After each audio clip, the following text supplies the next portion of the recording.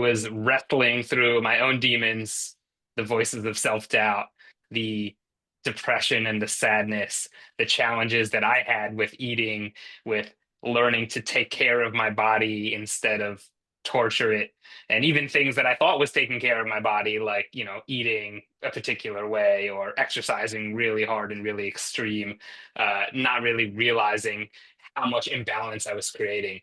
So, that is the territory that I have traversed over decades. You're listening to Give Yourself Some Leeway, helping high achievers beat burnout and build a high performance lifestyle, one step at a time.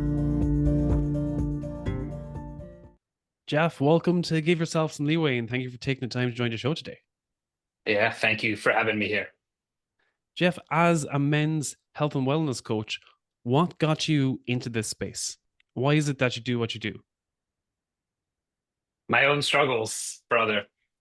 And, it was wrestling through my own demons, the voices of self-doubt, the depression and the sadness, the challenges that I had with eating, with learning to take care of my body instead of torture it, and even things that I thought was taking care of my body, like, eating a particular way or exercising really hard and really extreme, not really realizing how much imbalance I was creating. So, that is the territory that I have traversed over decades. And, I don't want to claim to have reached some sort of magical promised land, but I've learned so much along the journey. So, and over the last 10 years of coaching dedicated men who are looking to build more confidence in their bodies, feel more comfortable in their skin, develop a more balanced lifestyle, and just feel generally more at peace with themselves. This is the work that I've been doing, and it's been a wonderful time to just really help other people on this path of transformation. I want to touch on one thing you said there about uh, where you thought you were practicing, let's say, things that were good for your body. Let's say how you ate, how you exercised, and you take it to an extreme where it wasn't actually serving you. Because this is something I can relate to, especially in my before I burnt out. I used to do a lot of running, and I only discovered then that when I was doing all of these runs, I was doing it for the wrong reasons. So I thought that, okay, going for this run, I get this runner's high when I come back from the run. And I'm doing it because I want to stay healthy, because I'm staying active all the time, or I'm working long shifts at work, and this is my outlet. But it wasn't really helping me. If anything, I found myself more exhausted. I was kind of cranky then. My emotions were all over the place. And I found that all of the negative emotion, responsibilities, and overwhelm that had built up at work, I was masking it with this runner's high and endorphins. I wasn't giving myself time to process those emotions in the day. And I found that while this was supposed to be my self-care activity, it wasn't serving me. So I had to find, okay, what else could I be doing that could be serving me in that time, that could be serving me better than running and not having an exhausting effect on me, which was the opposite of what I wanted to achieve. I think you're raising an excellent question, about how do you know if something like your exercise routine is helping you or hurting you? Or in your case, acting as maybe a distraction or an avoidance from actually dealing with some of the other issues that are going on in your life. And in that case, like, exercise can become really a bypass, right? A way to numb, escape, avoid some of the other emotional things that are happening. And, and I see this especially, among people that are, like, so dedicated to their fitness, right? They're kind of caught in this furious fitness mindset. And for some reason, like runners, endurance athletes, a lot of them, uh, it kind of brings up this question of, right, like, what are you running away from? And anything in life, I think this is a helpful check-in. It's like, right, what are you running towards and what are you running away from? Right. And it's like when you're running towards something, you have a vision pulling you.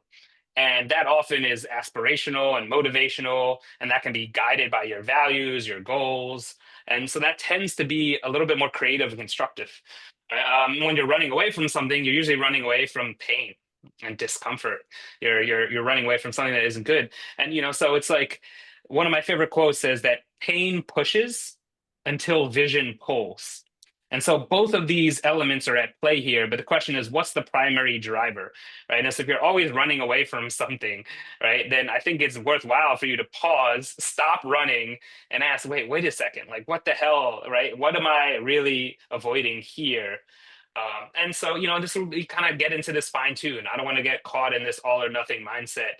There's certainly times where using exercise as a coping mechanism, saying like, you know what, I'm having a really hard day. I'm super stressed. I need to just blow off some steam. I'm just going to go for a run because I feel so frustrated because, the person I'm working with keeps asking me the same stupid question about quantity and quality, or my partner is like bothering me about this thing, or my kids, whatever it is. So like, there are outlets for that, but I think there's a way of doing that consciously versus letting that unconsciously be the one way in which you handle all these other life stressors, right? And so that sets you up for imbalance, right? And anytime you experience imbalance in your life, there's a sign, hey, flag, something is out of balance here, right? That we need to zoom out, we need to look at all the different pieces and try to get a clear picture of what's going on. And for that, let's say that flag, to recognize that, are there certain let's say warning signs to look out for? Like for me, it was I'm doing this running and I feel more exhausted as a result. And I was like, okay, well, long term, this is not working for me. That's how I recognized it. I was like, I saw this as my outlet activity, but it was leaving me with less energy. And I was like, no, the whole point of me doing this was so that I build my capacity. And if anything, I found myself completely wrecked. Yeah.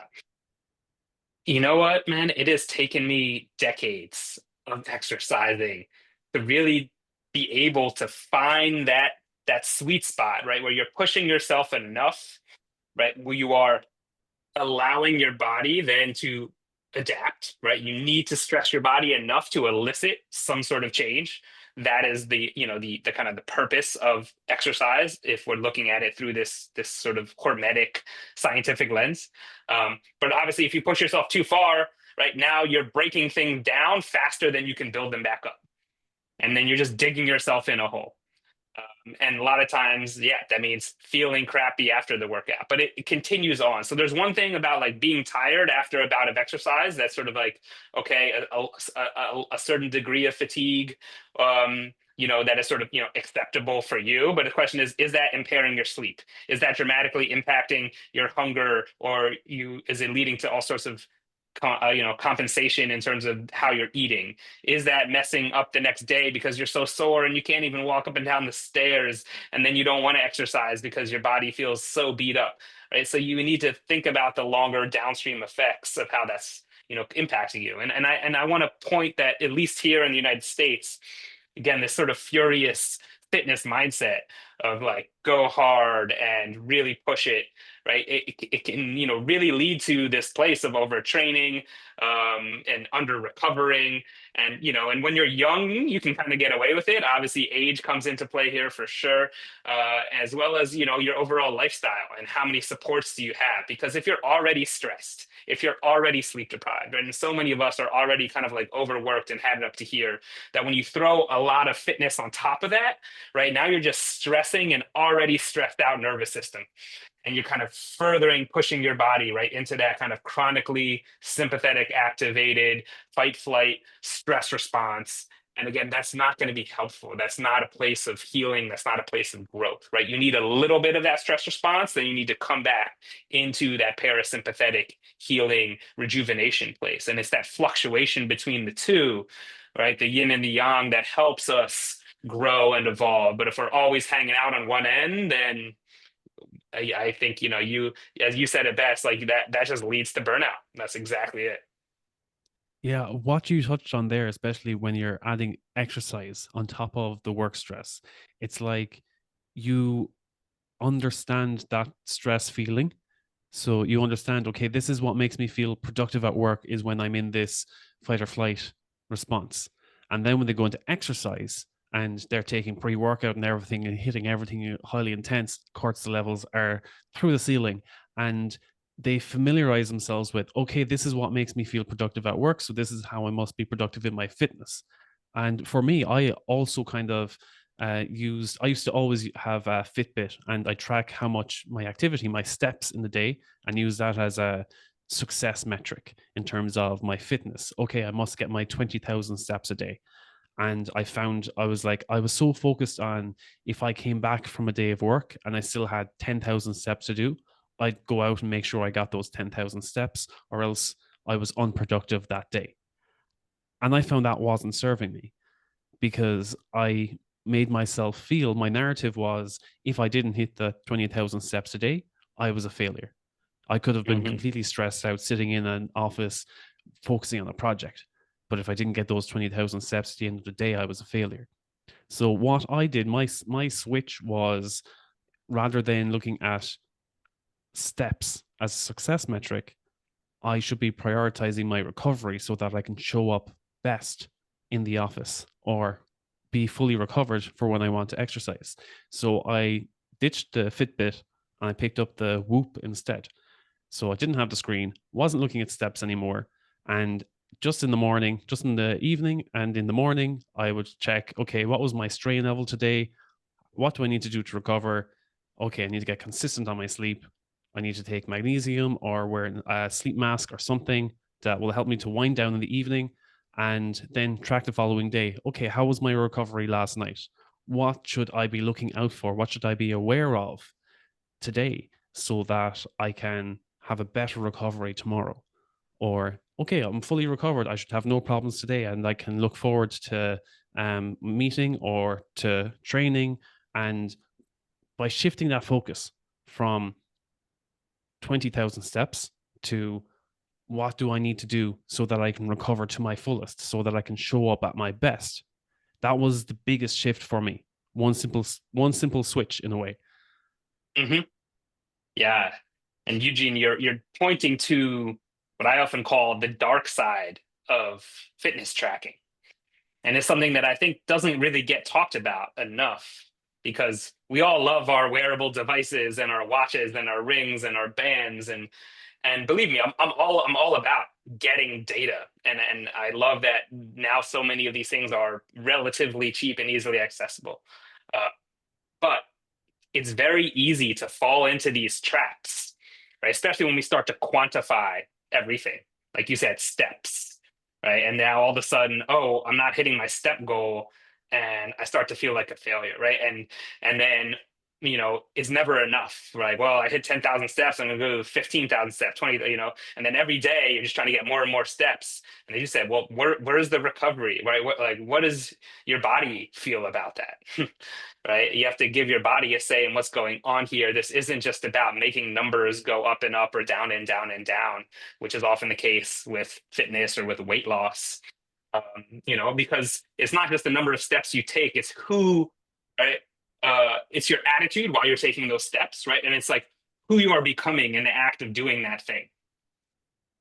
This is what I think most people always overlook. When you set a goal, right? It's not as much about the outcome and achieving that goal. Yeah, sure, like there's some value that you are perceiving in that, right? But it's about who you become in the process of getting there.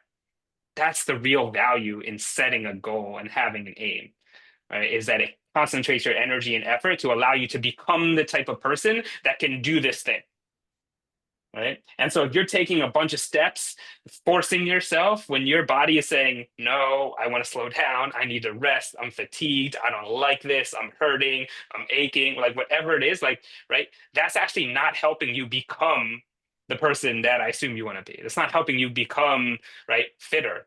It's actually digging you again further into that burnout hole. And so I think we need to really be aware of our relationship to data, to numbers, to tracking, to make sure that it's coming from a wholesome place and not this place of I'm not good enough or I need to always do more. That's exactly what I want to touch on there, is the relationship with yourself. You have the relationship with the data, but also the relationship with yourself. And we see that a lot in high achievers is, what is the narrative behind all of these actions? Why are they tracking all this data? Why do they have their steps as a success metric? Why are they why are they tracking all of this, and are they doing it for the right reasons? And when it comes back to like my narrative, what had always been, if you're sitting around, then you're not being productive. If you're being lazy, then you're worthless. And it was from a place of never being good enough.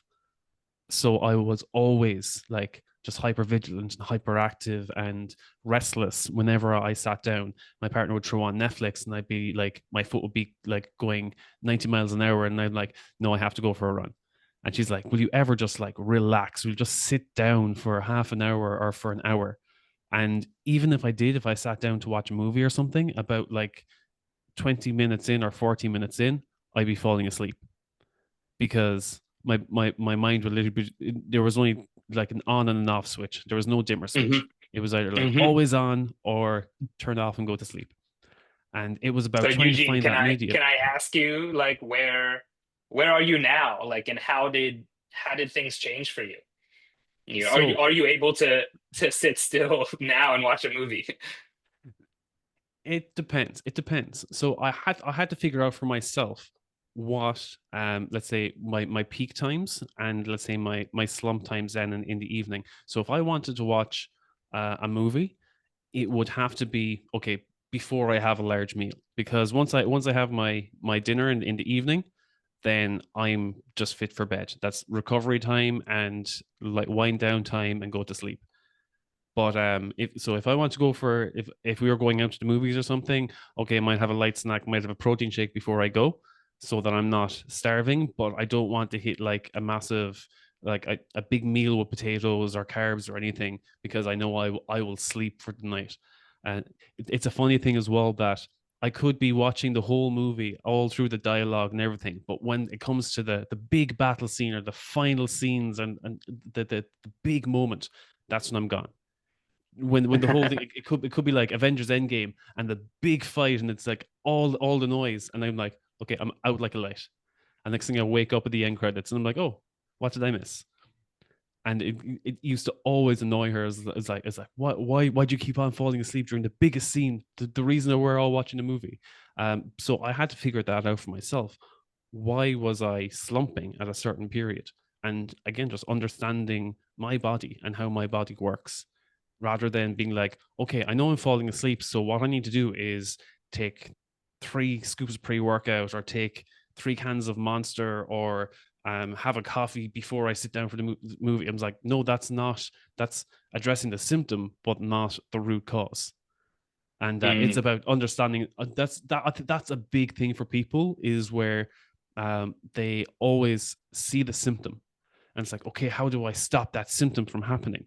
Rather than looking back at the root cause and asking themselves, what is the root cause of this problem? It cannot just be a phenomenon that happens every time I sit down to watch a movie. There must be something else going on in the background. And for me, it's going back and looking at myself. What in my day-to-day activities, where do I notice my peak hours and where do I notice my lower productivity hours or my slump hours, which is kind of more into the evening and time to go to sleep? yeah.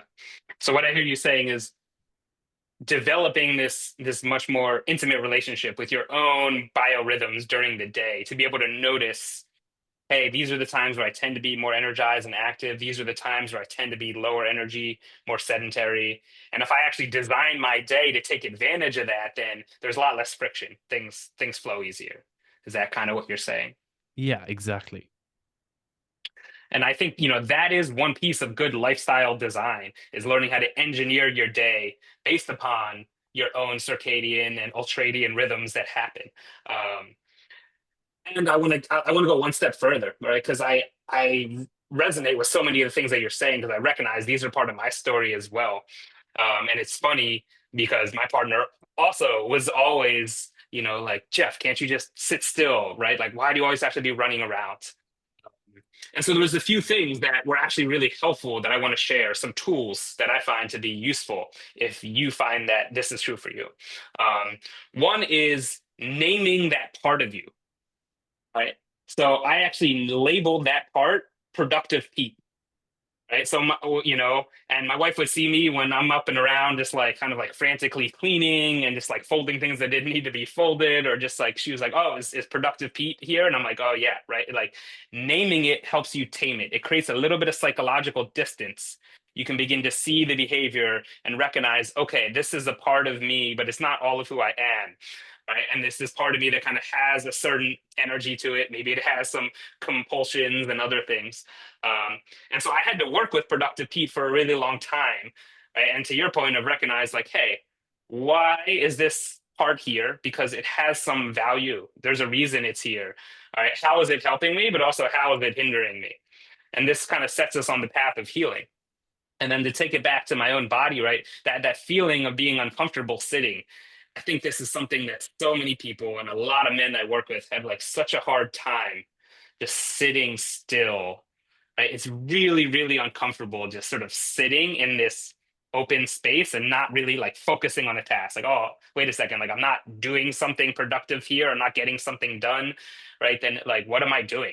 You start to feel kind of worthless or aimless. It's very difficult. And I think this happens at two levels. One is the sociocultural level, right? Where I had a lot of this sort of like internalized narrative from our kind of right, our capitalist work system that we're in, that right, if you're not productive with your time, then you have no value, right? Like if you're not producing some sort of output, right, then it's like, what is your worth to society, right? And this is woven into so many different aspects of our world. So like that was very difficult, and that was a message that I got to me from my parents and from my school and from everything else, right? Of like, yeah, productive, be doing something, right? Always be doing something. So that was one piece, and then the level of my nervous system, where like I start to feel that itch, right? When I sat still for too long, it was like I need to get up, right? There was energy trapped in my nervous system. I didn't know what to do with it, right? So exercise was one really great tool. Yeah, I could go run it off. I could go lift it off. I could kind of like burn that energy off. But that still didn't necessarily deal with the root cause, as you're saying. What I really needed to do was some more deeper healing, right? And I think this is a sign of kind of a traumatized nervous system that doesn't know how to settle. I could never fully settle because my nervous system was always on edge. It was always alert, and and that usually would lead to me either on overdrive or just collapse, right? So what you're saying of like the moment I did slow down and stop, it wasn't just like nice relaxed, it was just like extreme fatigue and just like you're out. And usually if you slow down, you begin to pay attention, and this is where mindfulness and meditation can be so helpful. When you experience that extreme fatigue, that again can be a sign of like a really overstressed kind of traumatized nervous system that's just been going, and it doesn't know what else to do, than just kind of implode upon itself. So, this is where we got to do this is the healing work. This is the path. And I'm so glad we're here kind of naming all these different pieces to it. Yes, and I think that's naming all of these pieces is the first step, as you said, bringing it into your awareness. Because for a lot of people, especially when they're stuck in that burnout loop and stuck in that cycle, it's that, oh, this is just the way I've always been. And they don't address it. They just acknowledge it for, oh, this is the way things have always been. So I don't know where I'd start to change it. But they don't identify what happens. So that let's say when people burn out, and see it time and time again, they burn out in their job, they take sick leave, next thing they decide, okay, I'm just going to leave the job. It's the boss, it's blame the boss, blame the job, I just need a new start in a new place. Same thing happens again. It's like, oh, okay, I've done my time here in this job, time to move on to the next job, and so on and so on. And it's like, okay, but it can't be every job that's wrong. And I'm not saying you're going to pin the blame on yourself, but it could be how your behavior or your relationship with the work that you're doing, the relationship with yourself. What's the narrative behind? Have you set boundaries? And if people don't know how to set boundaries, it's usually because they have this narrative, like I had, which was, oh, don't question that, or don't let's say don't speak up and disappoint someone, because then you'll have less value, and all of these different narratives that came into play. And it's only once you address that and say, no, I am of value, I have a certain capacity, and I only have this much energy in my day, and how I choose to spend it accordingly, shows, okay, I'm willing to put this much effort into a project, and this is my worth. And I also have to make time to rest, recover, recharge so that I can do the same tomorrow. And it's having that self-awareness, self-compassion for, okay, this I might not have as much energy today as I did yesterday, and that's okay. But if I beat myself up about it, I'm not going to feel any better. And again, having self-care that serves you, as you said, that helps you, not hurts you. It's about getting all of these elements into play. But one of the important aspects is, again, realizing that you're in the loop, having that awareness. Mhm. And then, as you said, naming, I like how you had your productive Pete and naming all the different elements of you. And is it pairs? What am I thinking of? It's the where you parts coaching, isn't it? Parts coaching where you recognize the different parts of you and how they serve you and Yeah. how they hinder you, and it's Yes. understanding A that lot of they're that all comes different from. parts of you and they Mhm. all serve their purpose, but they might not be they might no longer serve you. And it's about acknowledging them for what they were, acknowledging, thank you for playing this part in my life. You got me through this situation, but it's okay. You don't need to be active now. Yeah. You don't need to be triggered by things in my current environment because you were there to serve me in a previous time of my life. And it's about addressing that and being like, okay, this is not the way you, this is the way you always were, but does not have to be the way that you are and will be in the future. You address that Mm. part in the past and then acknowledge it, and then going forward say, okay, thank you for your service, and I acknowledge that you're still a part of me, but going forward, uh, I get to choose how I respond to this situation, or I get to choose how I want to change and adapt with what's presented with me in the future. And you're right on. That's exactly how it kind of works on paper. Right? It's always way messier when you're doing it. And my coaching is precisely that, right? It's a lot of parts work combined with some of the somatic work, right? Working directly in and with through your body, um, that I find that really produces sustainable transformation, and that's what we want. And I want to back up a little bit to some of the things you were saying before, like especially around kind of like workplace burnout, right? Where it's really a both and, right? There are systemic factors at play that, you could use the word toxic or whatever. There are very unhealthy workplaces, right? And I have been privy to see some really horrible bosses, and there's a lot of places where there's just a culture of overwork. And obviously, like being plugged in 24/7, email responses, Slack, Teams meetings, like people just scheduling stuff. You feel like you have no agency over your time. The demands are super high, the pace is super fast, right? Like those sort of working environments are very difficult, right? So I don't want to brush by those and claim that like they don't exist. They do. And to your point, you need to take personal responsibility and do the things you can do, the things within your power to preserve your energy, to establish those boundaries, to say, you know what, I'm not going to answer emails at 1 in the morning, or I'm not going to stress myself out, day after day, week after week over this project. Um, but it's hard, and so I want to like give credence to that. Like there's a reason why people don't do that, right? Like one is, again, if you're in a culture or have a boss that demands a lot of things from you, then pushing back on that, it feels very risky, right? Like I might lose my job, I might get some horrible feedback, right? Like you're swimming upstream, right? When the culture is pushing you this way and you have to go the other way, that takes a lot of courage, and there's risk. There can be professional risk, there can be financial risk.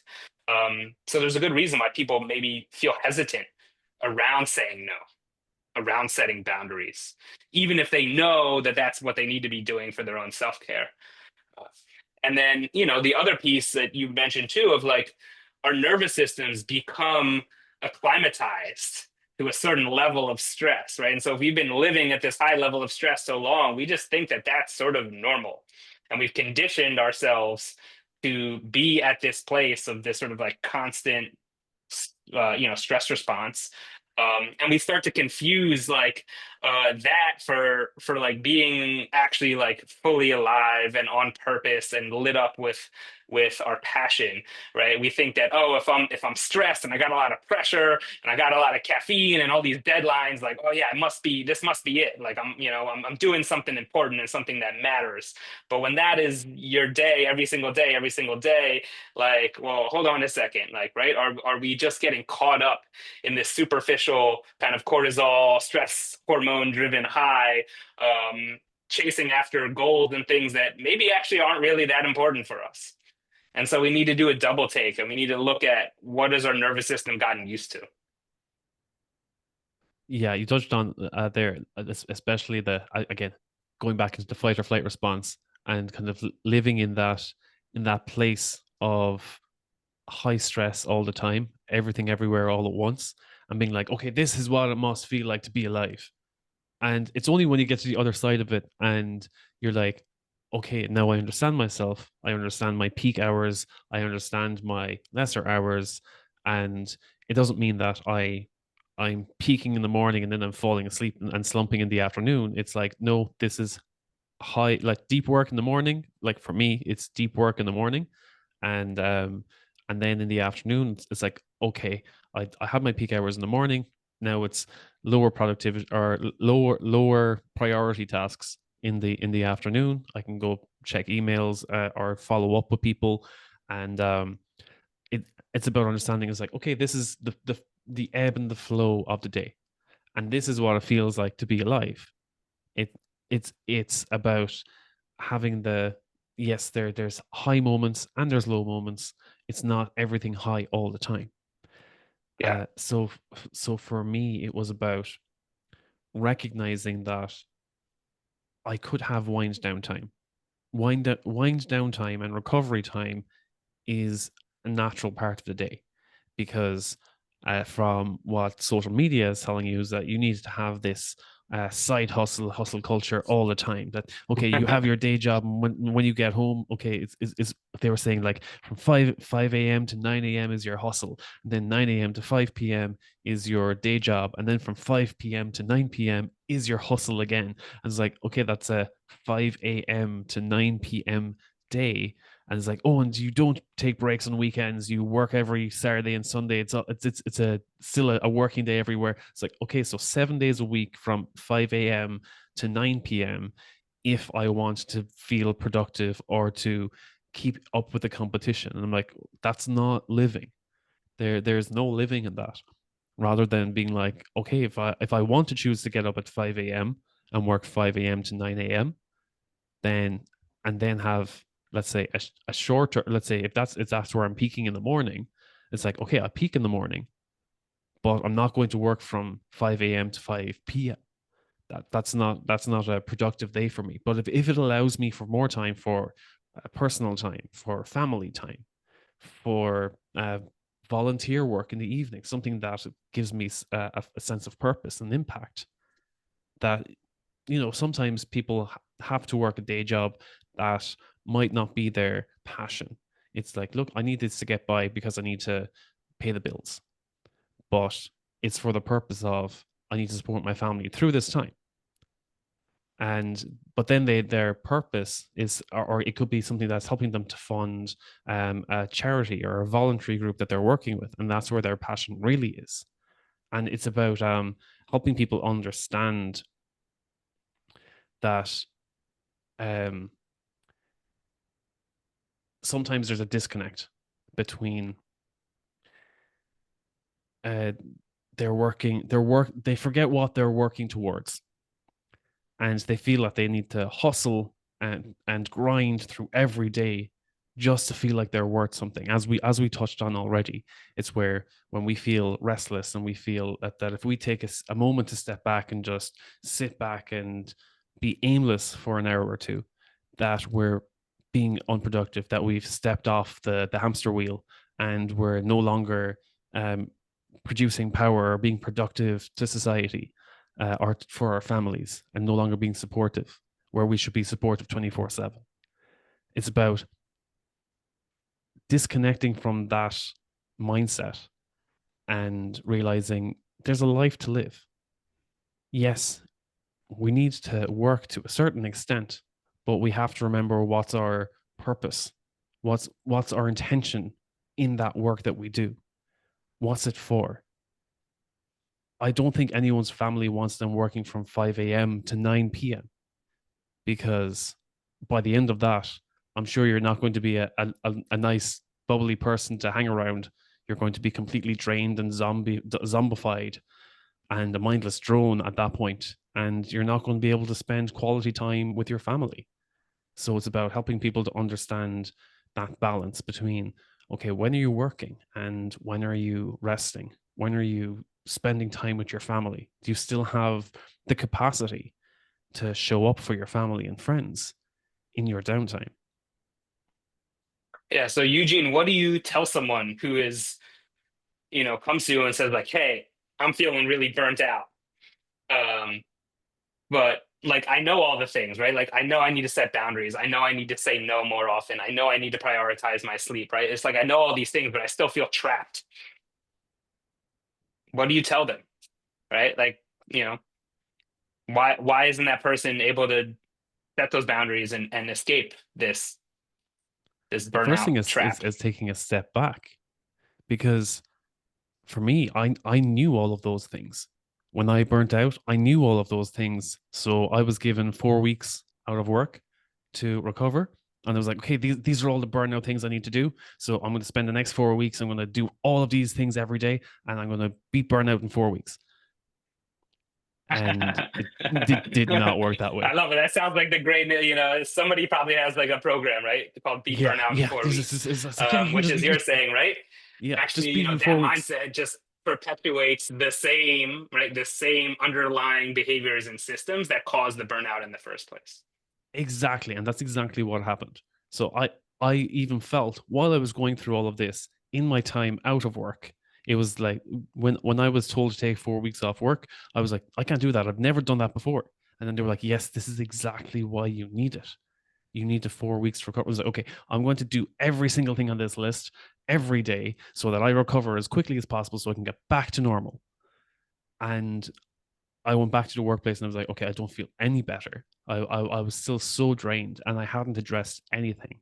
I was in a way fortunate enough and that we had a lot of factory closures as a result of COVID. So it was during lockdowns.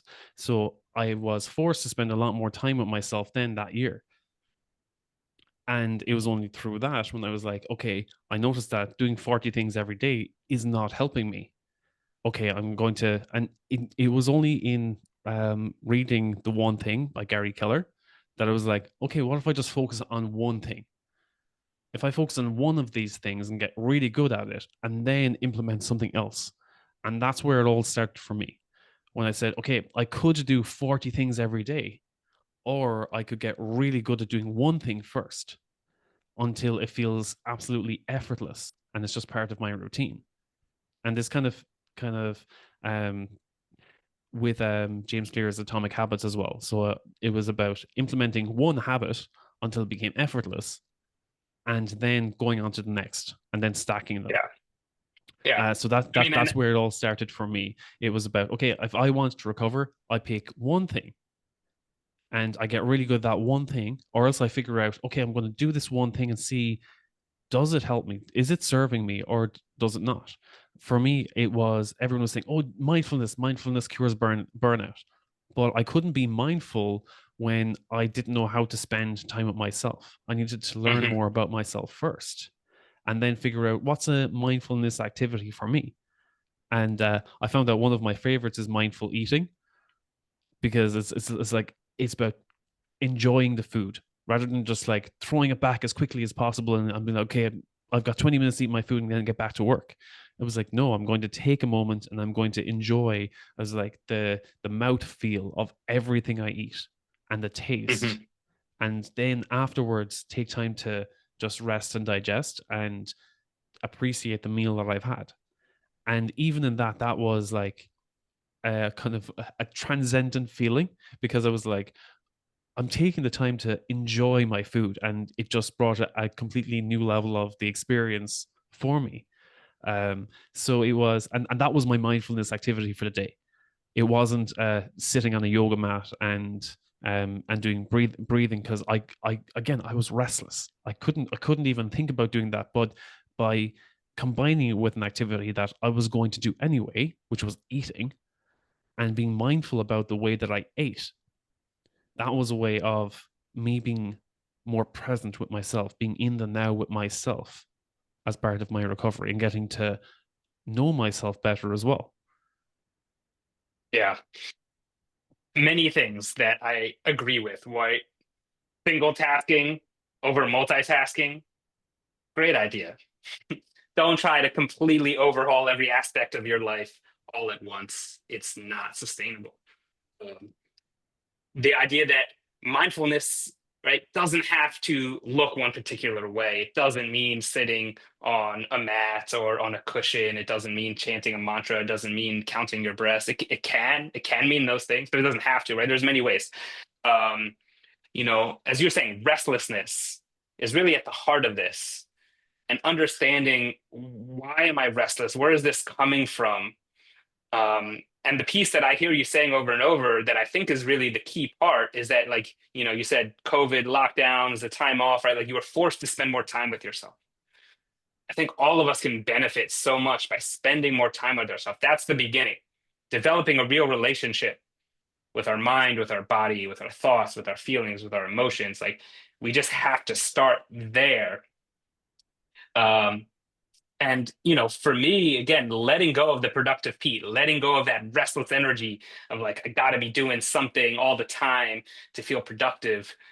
I was not able to fully let that go until I was able to truly, like, truly, truly, truly believe that I have worth and value and I am lovable exactly as I am without doing anything.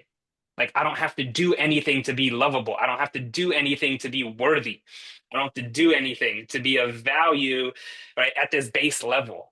But like, part of me didn't ever believe that because I was born and raised into a system where that was never role model, that wasn't taught, that wasn't the messages I was getting. It was always like, no, you gotta do something. Um, you know, otherwise you're worthless, right?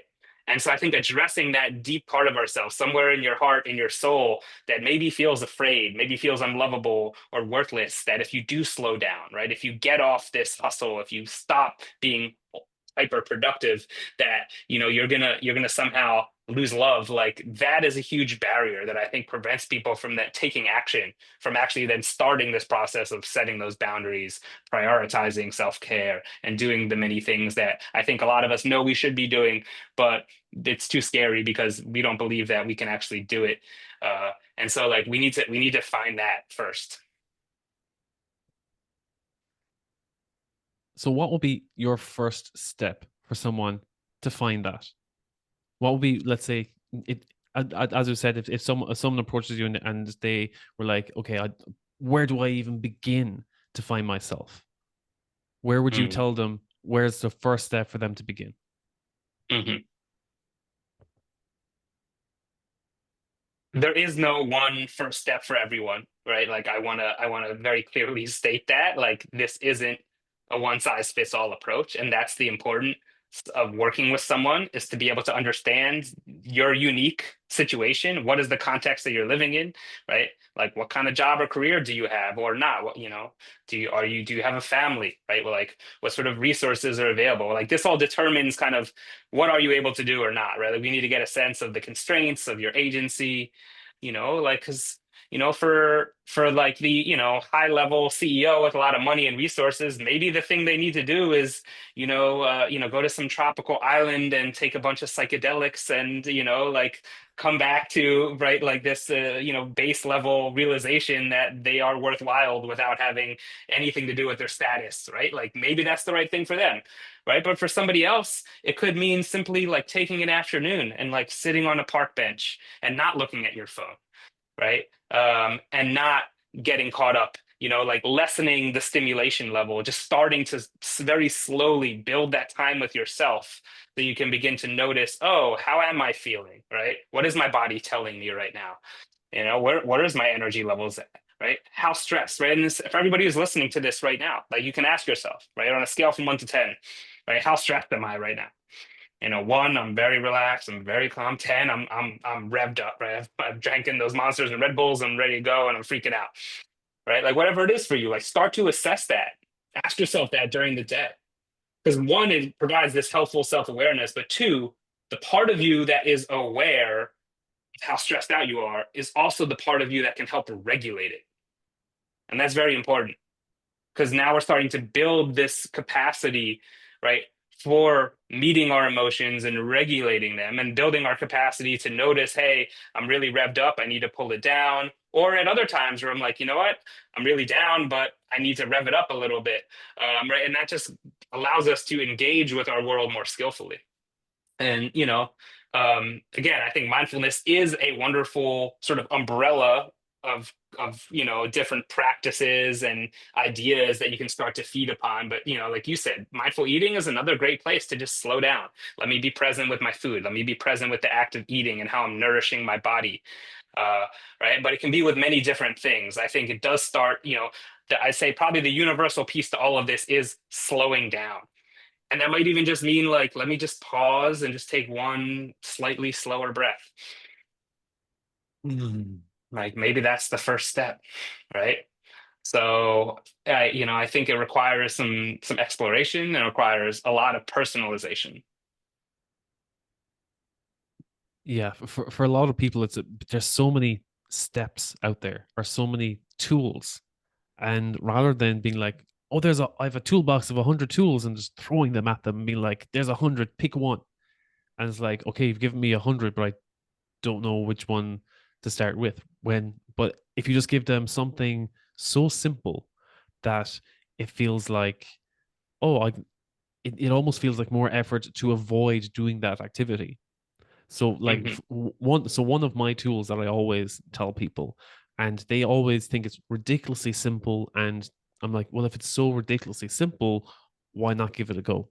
And it's that when you get up in the morning, it's like, I like to gamify things. So I always like these games like Skyrim, where you just level up and you get all these skills, and then you have a skill tree and you just add the skills and level up as you go. And I call them like wins and bonuses. So I have my non-negotiables, my wins, and then my bonuses.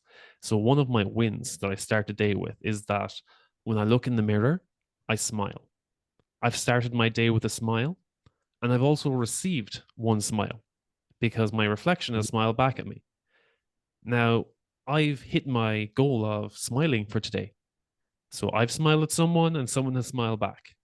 So any other smiles that I get today are bonus smiles. They're like bonus points through my day. So I can choose to smile at my partner. I can smile at the dog. I can smile at a work colleague. And there's a chance that they'll smile back. There's a chance that they won't smile back either. But every smile that I give is already a bonus point. I've already got my smile back from my reflection this morning. I can smile at my reflection again during the day, but it might look a bit narcissistic or psychotic at some point, where if the only thing that's smiling back at me is my reflection.